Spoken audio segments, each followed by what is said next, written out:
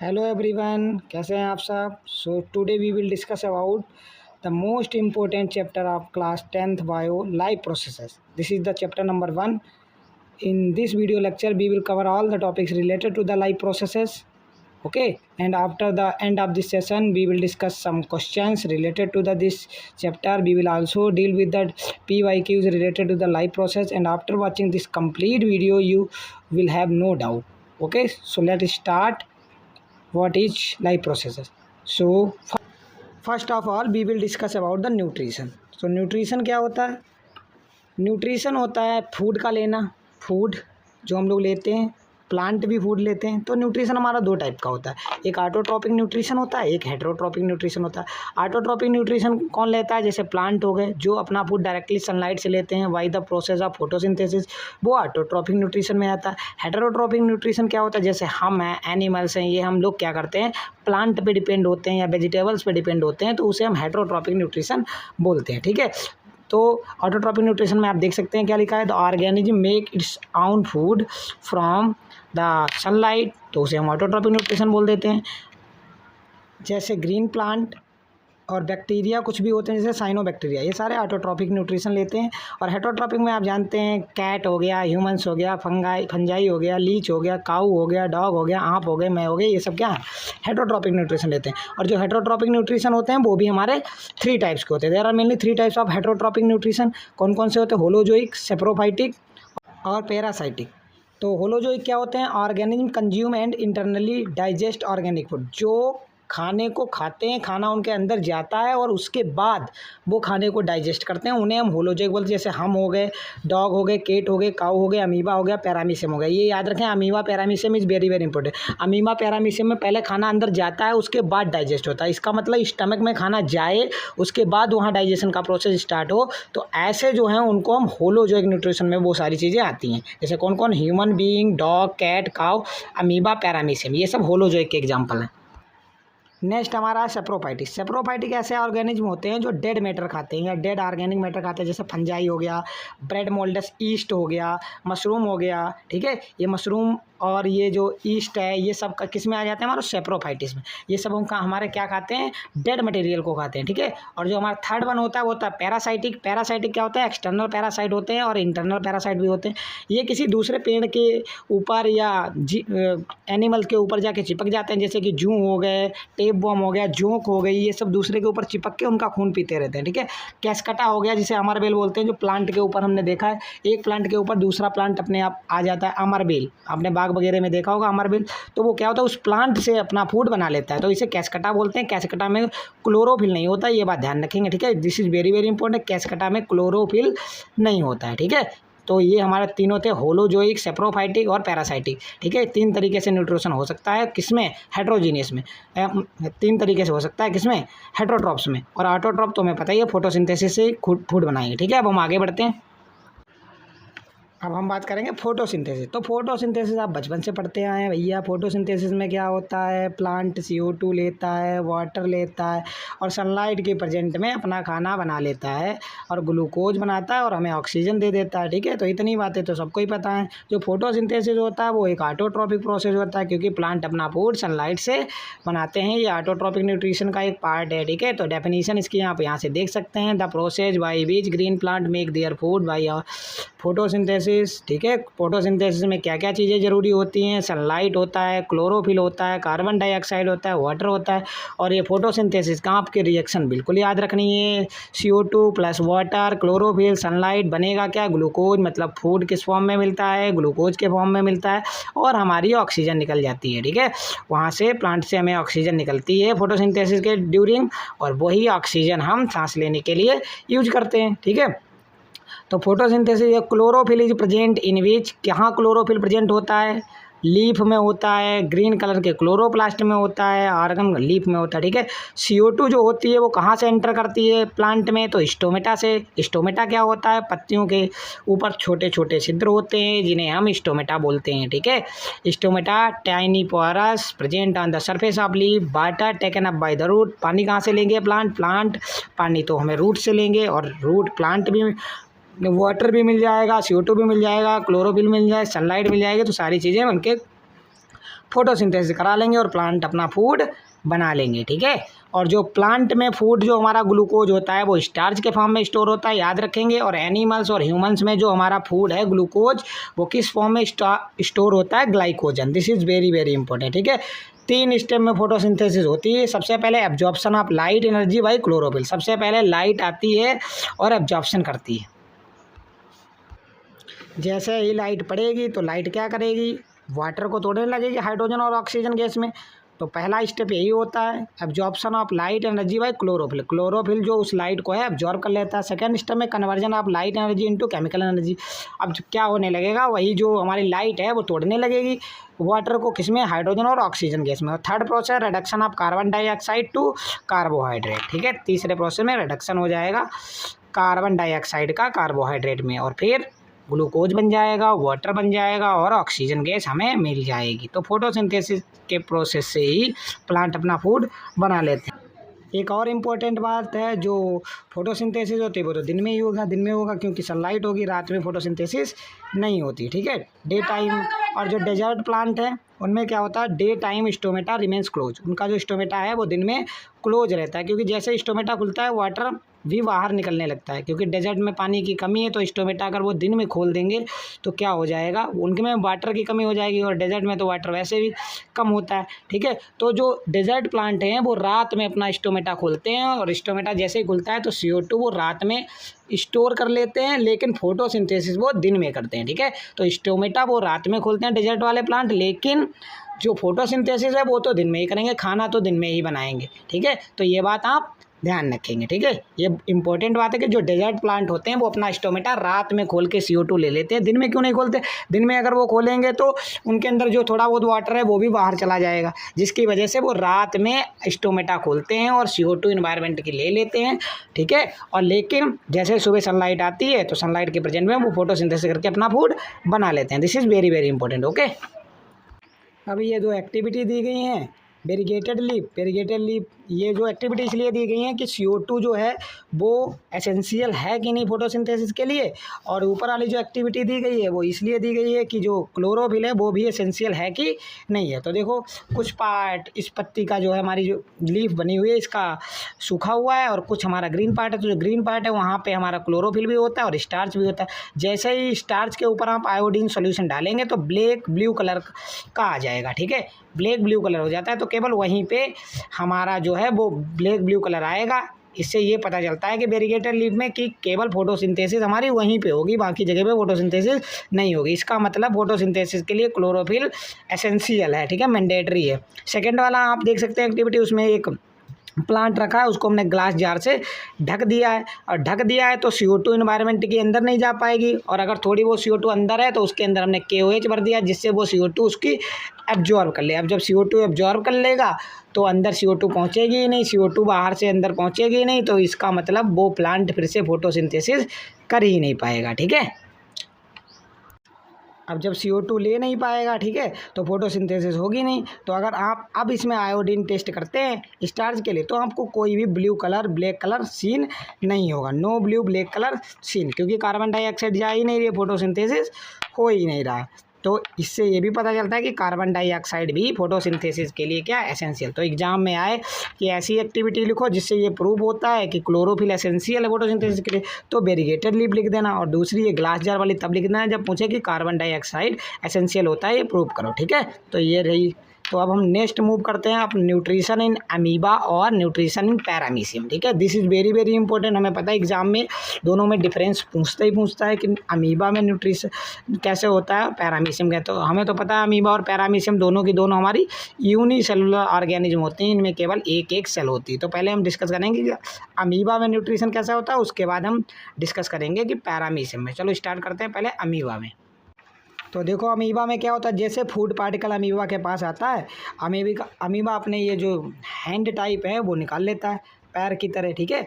तो उनके बीच में पहले खाने को फंसा लेता है और इन्हें स्यूडोपोडिया बोलते हैं। क्या बोलते हैं? स्यूडोपोडिया। और खाने को पहले फंसा लेता है और फिर वहाँ पे फूड वैक्यूल्स बना लेता है। उसको फंसाने के बाद वहाँ पे क्या बना लेता है?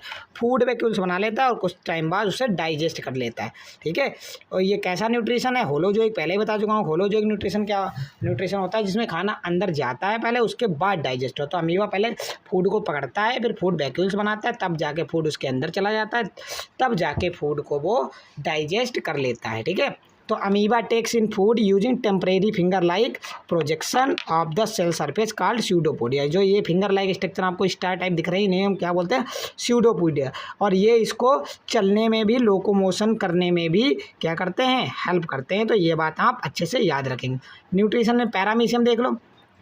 The cell has a definite shape, इसका एक शेप होता है, स्लीपर लाइक शेप होता है। Food is move to a specific spot, इसमें वैक्यूल्स, ये जो वैक्यूल्स बना हुआ है हमारा पार्ट, स्पेसिफिक स्पॉट देखा है, वहाँ पे ही फूड जाता है केवल, ठीक है।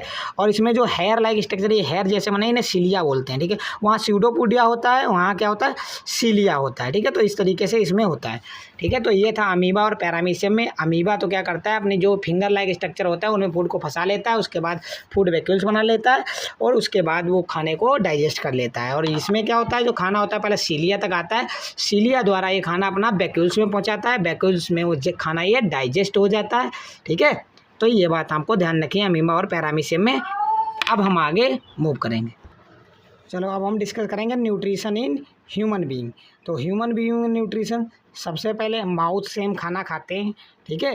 वो खाना क्या, माउथ से जैसे ही जाते हैं तो वो पहले जाता है सलाइवरी ग्लैंड्स में। और सलाइवरी ग्लैंड्स क्या करती है? सलाइवा जो होता है उसको रिलीज करती है। सलाइवरी ग्लैंड क्या करती है? सलाइवा रिलीज करती हैं और ये सलाइवरी एमाइलेज रिलीज करती है, ठीक है। सलाइवरी एमाइलेज का क्या काम होता है? जो फूड है उसके कॉम्प्लेक्स कार्बोहाइड्रेट को वो सिंपल शुगर मॉलिक्यूल्स में तोड़ देती है। और जो सलाइवा होती है उसमें एंजाइम हमारा कौन सा पाया जाता है? टाइलिन पाया जाता है। और सलाइवा मिक्स कौन करती है फूड में? हमारी टंग करती है, ठीक है। उसके बाद ये जो फूड हमारा है वो ईसोफेगस में चला जाता है। ईसोफेगस क्या होती है? हमारी फूड पाइप होती है, जो हमें फूड पाइप दिख रही। उसके बाद खाना कहाँ जाता है? हमारा ईसोफेगस में जाता है, जिसे हम फूड पाइप बोलते हैं, ठीक है। तो ईसोफेगस में जैसे ही खाना जाता है, तो ईसोफेगस में खाना जैसे ही जाता है तो खाना एकदम से पेट में धड़ाम से नहीं गिरता है। तो ईसोफेगस का मेन काम क्या होता है? ये क्या करता है? पेरिस्टेल्टिक मूवमेंट कराती है।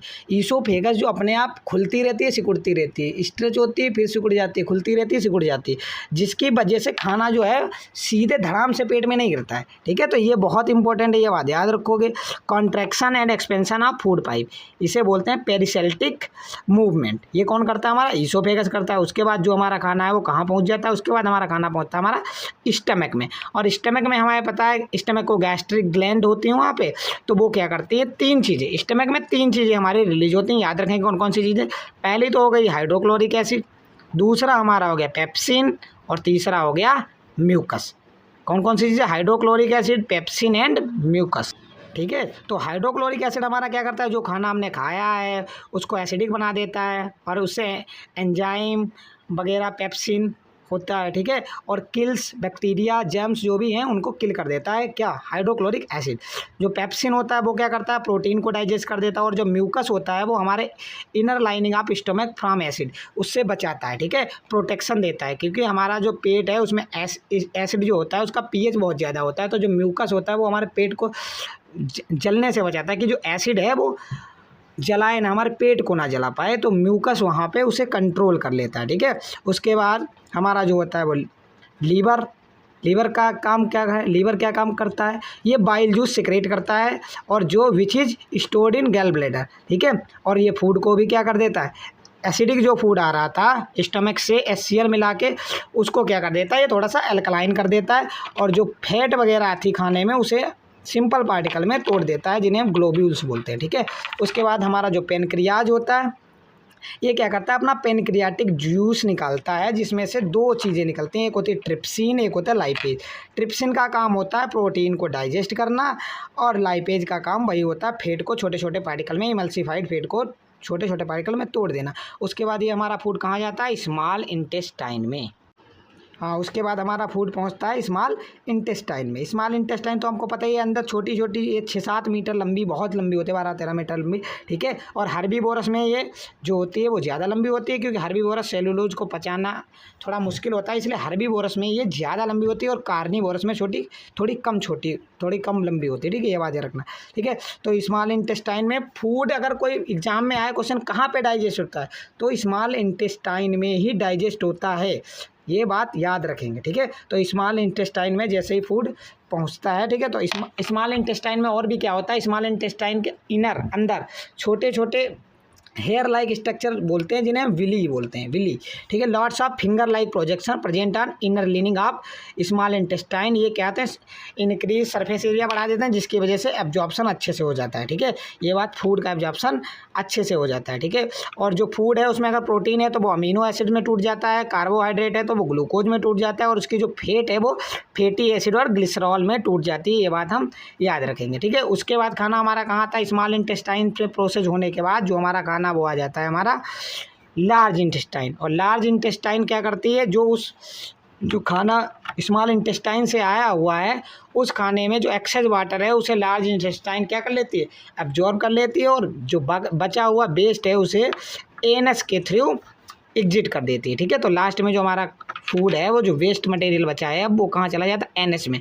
तो exit of waste material via anus is regulated by the anus sphincter, ठीक है। उसके बाद जो हमारा फूड है वो थ्रू द एनएस स्फिंक्टर क्या हो जाता है, बाहर चला जाता है। तो ये था न्यूट्रिशन इन ह्यूमन। आप अच्छे से इसे पढ़ लीजिए, एक बार रीड कर लीजिएगा और इनके वर्क देख लीजिएगा अच्छे से। This is very very important for your exam, okay. I hope आपको अच्छे से समझ में आया होगा। अब हम डिस्कस करेंगे रेस्पायरेशन। तो अब हम डिस्कस करेंगे रेस्पायरेशन। हमें इतना तो पता है, जब हम सांस लेते हैं तो क्या होता है भैया, ग्लूकोज का मॉलिक्यूल टूटता है, ठीक है। और ग्लूकोज में 6 कार्बन होते हैं, C6H12O6 उसका फार्मूला होता है, और पायरुवेट 3 कार्बन के मॉलिक्यूल में वो टूटता है। अब जो हमारा जो रेस्पायरेशन होता है वो 2 तरीके का होता है, वैसे तो 3 तरीके का होता है, लेकिन मेनली 2 ही तरीका होता है, एक एनारोबिक और एक होता है एरोबिक। एरोबिक मतलब ऑक्सीजन की प्रेजेंस में होगा, एनारोबिक मतलब ऑक्सीजन की प्रेजेंस नहीं होगी वहाँ पे, ठीक है। तो पहले वाला हम देखते हैं, अब्सेंस ऑफ ऑक्सीजन वाला, ठीक है। जो अब्सेंस ऑफ ऑक्सीजन वाला कौन सा होता है, एनारोबिक। एनारोबिक में हम याद रखेंगे जो हमारा पायरुवेट मॉलिक्यूल, तो ग्लूकोज पहले पायरुवेट में टूटा, और पायरुवेट के बाद इसमें टूटता है एथेनॉल और कार्बन डाइऑक्साइड और एनर्जी बनाता है, ये बात आप याद रखेंगे, ठीक है। सेकेंड जो हमारा होता है एरोबिक, उसमें क्या होता है, कार्बन डाइऑक्साइड और वाटर और एनर्जी में टूट जाता है क्या, पायरुवेट मॉलिक्यूल। और एक होता है वो एनारोबिक का ही पार्ट है, लेकिन लेक ऑफ ऑक्सीजन में होता है, थोड़ी बहुत ऑक्सीजन, तो वहाँ पे बनता है लैक्टिक एसिड प्लस एनर्जी। मान लो जब हमें क्विक एनर्जी की ज़रूरत होती है, जैसे मान लो हम दौड़ रहे हैं या कोई एक्टिविटी कर रहे हैं, तो हमें क्विक एनर्जी की ज़रूरत होती है, तो जो हमारा पायरुवेट है वो कम एनर्जी की, मतलब कम ऑक्सीजन की प्रेजेंस में लैक्टिक एसिड बना लेता है, जिसकी, लेकिन लैक्टिक एसिड की वजह से हमें क्या हो जाता है, क्रैम्प वगैरह, फटीज वगैरह आ जाते हैं। तो ये बात याद रखेंगे, ठीक है। जब हम ज़्यादा काम वगैरह कर रहे होते हैं और हमारी बॉडी को तुरंत इंस्टेंट एनर्जी चाहिए होती है, तो जो कम ऑक्सीजन हमारी बॉडी में होती है उसकी प्रेजेंस में एक हमारा रेस्पायरेशन हो जाता है, जिसकी वजह से लैक्टिक एसिड बनता है, और वो लैक्टिक एसिड हमें एनर्जी देता है। और लेकिन ये जो लैक्टिक एसिड होता है उसका थोड़ा हार्मफुल इफेक्ट है, वो क्या कर देता है, फैटीज हो गए, क्रैम्प वगैरह हमारी बॉडी में आ जाते हैं, जिसकी वजह से हम फिर पेन वगैरह हमें होता है, ठीक है। ठीक, तो उसके बाद ये नीचे कुछ डिफरेंसेस लिखे हुए हैं, आप अच्छे से देख लीजिए। एरोबिक में ऑक्सीजन चाहिए, एनारोबिक में ऑक्सीजन नहीं चाहिए। यहाँ मोर एनर्जी प्रोड्यूस होती है, यहाँ लेस एनर्जी प्रोड्यूस होती है। कंप्लीट ऑक्सीडेशन एंड ब्रेकडाउन होता है ग्लूकोज का, यहाँ इनकम्प्लीट होता है। यहाँ ज़्यादा एनर्जी निकलती है, ज़्यादा कार्बन डाइऑक्साइड निकलती है, और एनारोबिक में कम एनर्जी निकलती है, कम कार्बन डाइऑक्साइड। इसका and product CO2 plus water होता है, इसका एंड प्रोडक्ट CO2 हो सकता है, इथेनॉल हो सकता है, और लैक्टिक एसिड भी हो सकता है, ठीक है। और जो हमारा रेस्पायरेशन का प्रोसेस होता है वो कहाँ पे टेक्स प्लेस करता है, वो हमारा साइटोप्लाज्म में टेक प्लेस होता है, ठीक है। साइटोप्लाज्म में ही रेस्पायरेशन टेक प्लेस लेता है, ठीक है। ये बात आप अच्छे से ध्यान रखेंगे वहाँ पे, ठीक है। और ग्लूकोज जो 6 कार्बन का मॉलिक्यूल है वो 3 कार्बन के पायरुवेट में टूट जाता है, और उसके बाद का प्रोसेस मैंने आपको बता दिया, ओके। अब हम पढ़ेंगे respiratory system in human.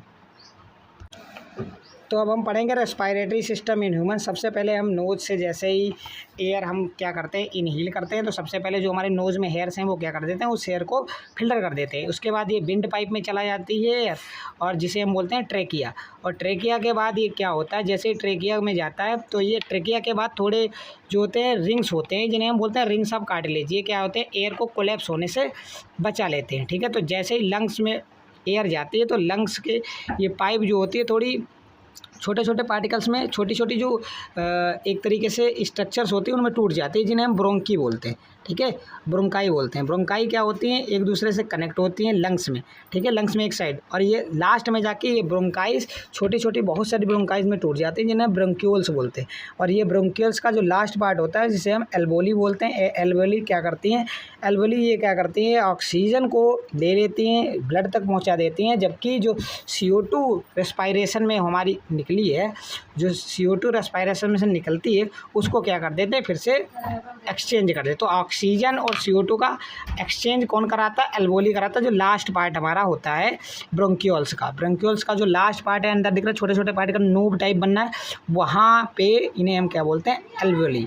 Alveoli क्या करती हैं, ये CO2 कार्बन डाइऑक्साइड और ऑक्सीजन का एक्सचेंज करा लेते हैं एक दूसरे से। ठीक है, तो ब्रोंक्यूल्स क्या होते हैं, जो ब्रोंकाई हमारी हैं वो छोटे छोटे गुच्छों में टूट जाते हैं, उन्हें हम ब्रोंक्यूल्स बोलते हैं।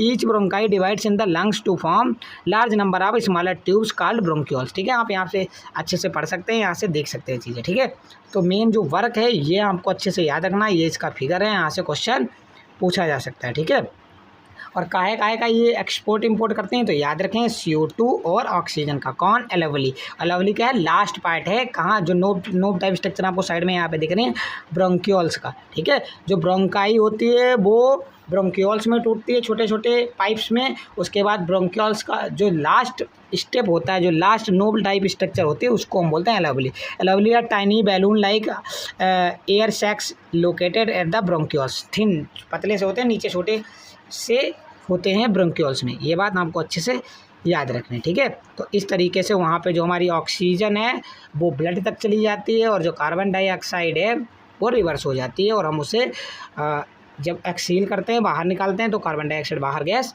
निकल जाती है। तो ये प्रोसेस है रेस्पायरेटरी सिस्टम इन ह्यूमन से। सबसे पहले नेशनल पैसेज में जाती है एयर, जहाँ से हमारे नोज़ में जो हेयर्स होते हैं वो फिल्टर कर देते हैं। उसके बाद क्या जाती है, ट्राइकिया जाती है, विंड पाइप।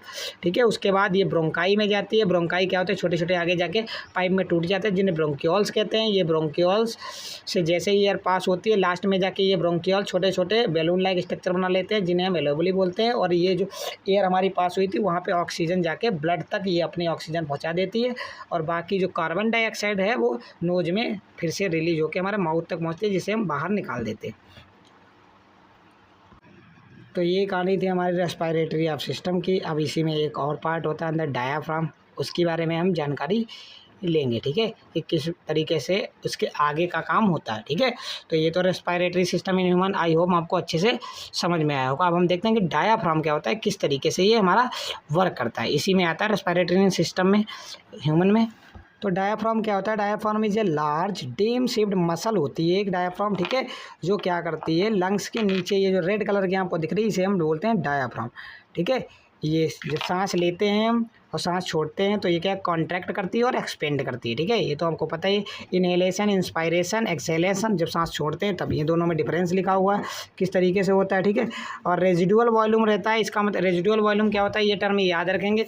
जब भी हम वाटर वगैरह में जाते हैं, सांस या रोकने की कोशिश करते हैं, तो लंग्स कुछ ना कुछ ऑक्सीजन अपने पास स्टोर करके रख लेता है। ठीक है, इसी चीज़ को बोलते हैं रेजिडुअल वॉल्यूम। ठीक है, आप कितनी भी सांस रोक के रखो, कितनी भी कोशिश करो, तो कुछ ना कुछ ऑक्सीजन का अमाउंट लंग्स अपने पास रोक के रखते हैं, ताकि उन्हें कभी नीड पड़े, तो उसे हम बोलते हैं रेजिडुअल वॉल्यूम। ये बात ध्यान रखेंगे। तो ये थी हमारे रेस्पायरेशन इन ह्यूमंस। ठीक है, उसके बाद ये यहाँ से आप अच्छे से रीड कर लेंगे। उसके बाद हम डिस्कस करेंगे रेस्पायरेशन इन प्लांट्स। अब हम देखेंगे रेस्पायरेशन इन प्लांट। तो हमें पता है एक्सचेंज ऑफ गैसेस कहाँ होता है, रेस्पायरेशन इन प्लांट। वो तो होता है पत्तियों में, स्टोमेटा में, ठीक है। तो डे टाइम में क्या होता है, फोटोसिंथेसिस भी होगा, रेस्पायरेशन भी होगा। फोटोसिंथेसिस से क्या बनता है, ऑक्सीजन बनती है। रेस्पायरेशन से क्या बनता है, कार्बन डाइऑक्साइड बनता है। और ये जो कार्बन डाइऑक्साइड है यही पौधे क्या करते हैं, यूजिंग फोटोसिंथेसिस में कर लेते हैं। तो नेट रिजल्ट क्या होता है कि जो दिन में जो प्लांट है वो हमें ऑक्सीजन गैस दे देते हैं, लेकिन रात में हमारा फोटोसिंथेसिस होता नहीं, लेकिन रात में रेस्पायरेशन तो होता है। जब हम सो रहे होते तब भी क्या होता है, रेस्पायरेशन होता है। तो जो कार्बन डाइऑक्साइड है वो तो प्रोड्यूस होती रहती है, ठीक है। तो नेट रिजल्ट क्या होता है, कार्बन डाइऑक्साइड ही रात में हमें प्लांट देते हैं, ठीक है। जो ऑक्सीजन होती है उनके पास की, वो रात में उसे यूज कर लेते हैं, ठीक है। वो क्या करते हैं, रिवर्स कर लेते हैं ऑक्सीजन को। तो इसलिए रात में हमें प्लांट पेड़ पौधों के नीचे नहीं सोना चाहिए, ये बात। तो देखो दिन में क्या हो रहा है, फोटोसिंथेसिस हो रही है, O2 गैस रिलीज हो रही है, रेस्पायरेशन से CO2 आती है। तो O2 जो होते हैं वो प्लांट वो रिलीज करते हैं। रात में क्या है, फोटोसिंथेसिस तो हो नहीं रही, लेकिन रेस्पायरेशन तो हो रहा, CO2 मिलता जा रहा है। तो क्या होता है, ये रात में प्लांट जो होते हैं वो ऑक्सीजन क्या करने लगते हैं, एनवायरनमेंट की अब्जॉर्ब करने लगते हैं और CO2 गैस ही बाहर निकालने लगते हैं। इसलिए बोला जाता है कि रात में पेड़ों के नीचे नहीं रहना चाहिए, नहीं सोना चाहिए, ठीक है, क्योंकि वहाँ पर ऑक्सीजन की कमी हो जाती है, ठीक। तो ये हमारा प्लांट में रेस्पायरेशन था। इसके बाद हम बात करेंगे ट्रांसपोर्टेशन। ट्रांसपोर्टेशन का क्या मतलब होता है, कैसे प्लांट या एनिमल्स जो हमारा फूड लेते हैं, ठीक है, बॉडी में कैसे जाता है, क्या क्या प्रोसेस होता है, इसके बारे में हम बात करेंगे ट्रांसपोर्टेशन। तो the process of transfer of substance like food, oxygen, carbon dioxide, water and waste material body enter, इसे हम बोलते हैं ट्रांसपोर्टेशन। किस तरीके से खाना बॉडी के अंदर जा रहा है, तो ट्रांसपोर्टेशन हम पहले ह्यूमंस में पढ़ेंगे। ह्यूमंस में ट्रांसपोर्टेशन दो तरीके से होता है, सर्कुलेटरी सिस्टम और लिम्फेटिक सिस्टम, ठीक है। तो ब्लड कंपोनेंट हमारे जैसे हार्ट हो गया, ब्लड वेसल्स हो गया, ये सारे पार्टिसिपेट करते हैं, तब जाके ट्रांसपोर्टेशन हमारा हो पाता है। सबसे पहले आता है प्लाज्मा, ब्लड के कंपोनेंट हैं, प्लाज्मा हो गया, आरबीसी हो गया, डब्ल्यूबीसी हो गया और प्लेटलेट्स हो गया। प्लाज्मा क्या होता है, फ्लूइड मीडियम होता है, ट्रांसपोर्ट फूड्स करता है कार्बन डाइऑक्साइड एंड नाइट्रोजनल बेस, ये इसका ट्रांसपोर्टेशन करता है। आरबीसीज क्या होते हैं, इनमें हीमोग्लोबिन होता है, transport oxygen, haemoglobin a protein found in the red cell blood से, ये देख सकते हैं। डब्ल्यूबीसी क्या होता है, ये इन्फेक्शन से हमारा लड़ता है, ठीक है, जो भी हमारा फूड वगैरह है उनसे इन्फेक्शन ना हो तो उससे लड़ता रहता है। और प्लेटलेट क्या होती हैं, ये ब्लीडिंग होने से रोकती हैं, जिससे ब्लड क्लॉटिंग के लिए भी रिस्पॉन्सिबल होती हैं। तो ये होता है ट्रांसपोर्टेशन, सर्कुलेटरी सिस्टम। उसके बाद से तो सर्कुलेटरी सिस्टम में हमारे पहले यही ब्लड वाला सब आता है, ब्लड कंपोनेंट्स, ठीक है, प्लाज्मा। उसके बाद हमें ये ब्लड वेसल्स देखेंगे, बहुत ये टेबल बहुत इंपॉर्टेंट है, ठीक है। तो ब्लड वेसल्स जो होता है, हमारा हार्ट जो है वो ब्लड को पंप करता है, ठीक है। तो एक चीज़ हार्ट को ऑर्गन तक, जो ब्लड है उसको हार्ट से ऑर्गन तक ले जाती है, और दूसरी चीज़ ब्लड वेसल क्या करती है, जो हमारे ऑर्गन है वहाँ से ब्लड को हार्ट तक भी ले जाती है। तो एक होता है आर्टरीज, एक होता है बीन्स, और थर्ड एक कैपिलरीज होता है। आर्टरीज जो क्या होते हैं, carries blood away from the heart, arteries जो है ब्लड को हार्ट से दूर ले जाती हैं, और बीन्स क्या होती हैं, जो ब्लड को हार्ट की तरफ लेके आती हैं।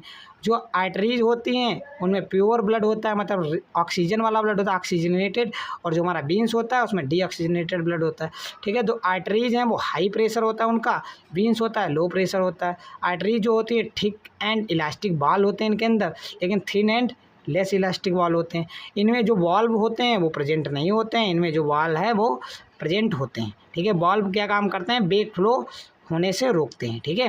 और कैपिलरीज क्या होती हैं, कनेक्ट आर्टरीज एंड बीन्स, ठीक है। जो कैपिलरीज क्या काम करते हैं, आर्टरीज और बीन को एक जगह पे मिला देते हैं।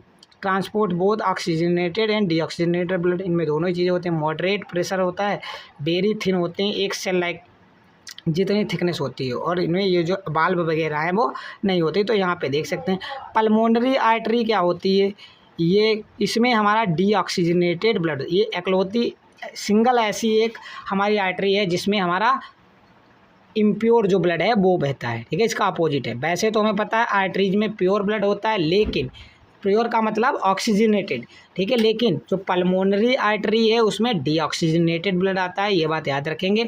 और जो पल्मोनरी वीन है उसमें उल्टा हो जाता है, ऑक्सीजनेटेड ब्लड आ जाता है। तो जब पल्मोनरी वर्ड लग जाए तो याद रखना उल्टा हो जाएगा। पल्मोनरी आर्टरी का मतलब है डीऑक्सीजनेटेड ब्लड, और पल्मोनरी वीन का मतलब है ऑक्सीजनेटेड ब्लड। और वैसे तो हमें पता है आर्टरी में ही ऑक्सीजनेटेड रहता है और वीन में जो डीऑक्सीजनेटेड रहता है, ये बात याद रखेंगे। अब हम थोड़ा डिस्कस करेंगे हार्ट के बारे में।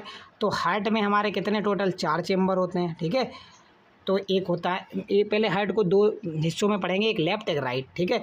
तो दो होते हैं दोनों साइड, एक होता है लेफ्ट एट्रियम और लेफ्ट वेंट्रिकल, एक होता है right atrium and right ventricle. तो सबसे पहले जो लंग्स होते हैं वहाँ से जो हमारा है वो जो ब्लड वगैरह ऑक्सीजनेटेड ब्लड है लंग्स से आता है राइट साइड से, और लेफ्ट वाले जो एट्रियम में आता है, किस में आता है, लेफ्ट एट्रियम में आता है सबसे पहले ब्लड। फिर लेफ्ट एट्रियम से वो जाता है लेफ्ट वेंट्रिकल में, और फिर लेफ्ट वेंट्रिकल से मेन आर्टरी जिसका नाम होता है आर्टा।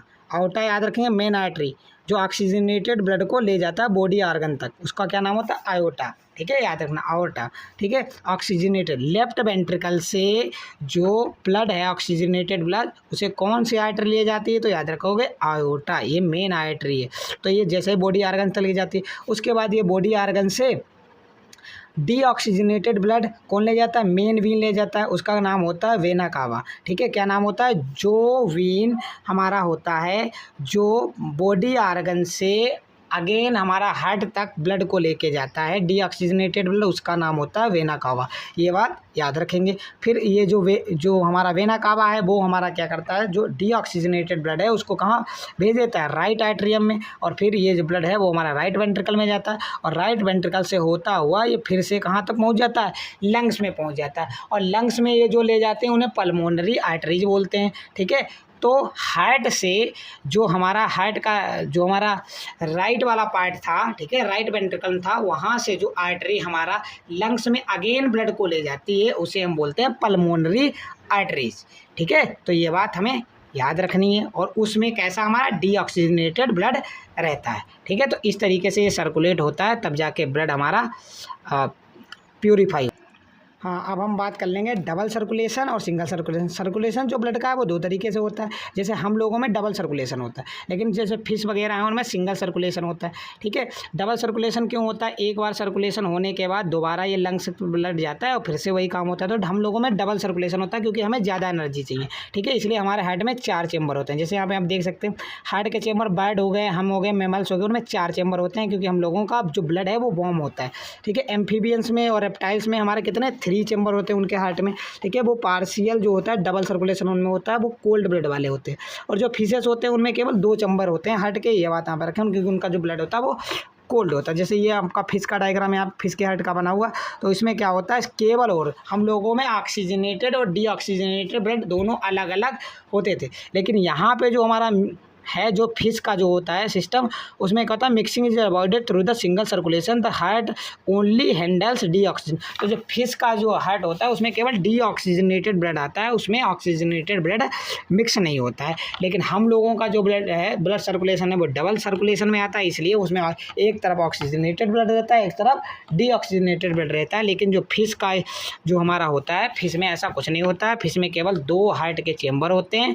ठीक है, और केवल वो डीऑक्सीजनेटेड ब्लड के साथ डील करता है। ये बात आप अच्छे से याद रखेंगे। हमसे पूछा जा सकता है कि क्यों हमारे हार्ट में 4 चेम्बर ही क्यों होते हैं, तो हमारे हार्ट में 4 चेम्बर इसलिए होते हैं, हम लोग वार्म ब्लडेड हैं और हम लोगों को ज़्यादा एनर्जी की नीड है, जिसकी वजह से हम लोग डबल सर्कुलेशन हम लोगों में होता है ब्लड का। ठीक है, ये बात आप अच्छे से याद रखेंगे। तो अब हम डिस्कस करें लिम्फ, जिन्हें हम टिश्यू फ्लूइड भी बोलते हैं। लिम्फ जो क्या होते हैं, ये आरबीसी से अलग होते हैं। ठीक है, ये कलरलेस फ्लूइड होते हैं, contains less protein than blood, blood से कम इनमें प्रोटीन होती है।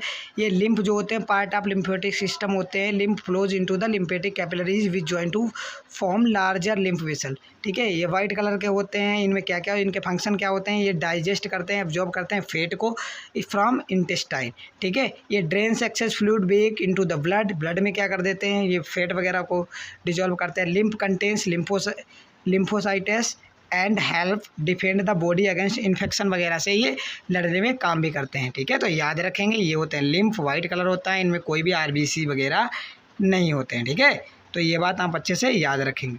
ठीक है, some component of blood leak through pores in walls of capillary, जो वॉल्स ऑफ कैपिलरीज हैं उनसे कुछ ना कुछ फूड जो हमारा ब्लड है वो लीक हो जाता है, और वो किसका रूप ले लेता है, वो ले लेता है लिम्फ का। ठीक है, इसे हम टिश्यू फ्लूइड भी कहते हैं। तो ये जो ग्रीन ग्रीन पार्ट दिख रहा है आपको इस बॉडी में, उसे हम बोलते हैं लिम्फ।